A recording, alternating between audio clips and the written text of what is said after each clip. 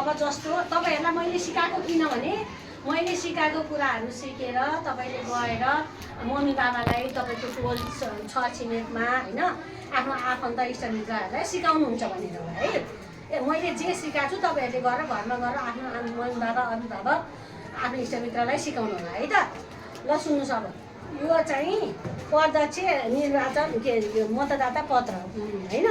अब यो चाहिँ नमुना भयो। अब हामीले चाहिँ त्यहाँ निर्वाचन उसमा भोट हाल्ने ठाउँमा चाहिँ अर्कै हुन्छ। यो चाहिँ नमुनाको सिकाउने मात्रै भयो होइन। यो चाहिँ प्रत्यक्ष भयो है।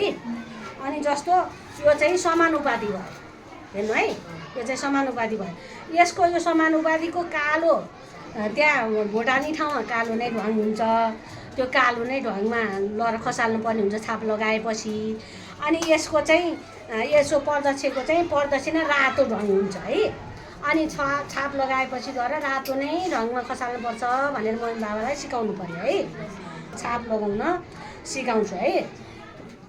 जस्तो तपाईँहरूले के सिकाउनु पर्यो मम्मी बाबालाई भने यो धर्कोमा पनि छुनु भएन, यसमा पनि छुनु भएन, यता पनि छुनु भएन है।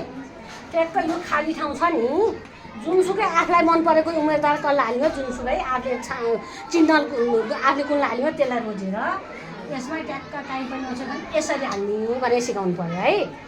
औँलाले औँठा छापले छाप हाल्नु हुँदैन र यो स्वस्तिक छाप चिन्हले नै भोट हाल्नुपर्छ भनेर मम्मी बाबालाई सिकाउनु पर्यो है त है।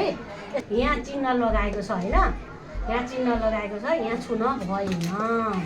जस्तो यसरी होइन।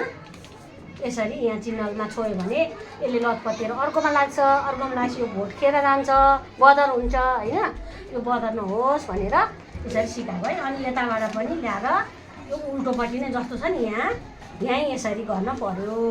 अनि गएपछि अब यो यहाँ छोइएन नि त। अनि यसरी ट्याक्क गरेर अनि यसरी अनि खसाल्नु पर्यो। आफूलाई जहाँ मन लाग्छ त्यहीँ लगाउनु हो। ल सही ठाउँमा लगाउनु भयो। ल यसरी सिकाउनु है मम्मी बाबालाई है। हो ल त्यसरी हो के है। ल धन्यवाद ल।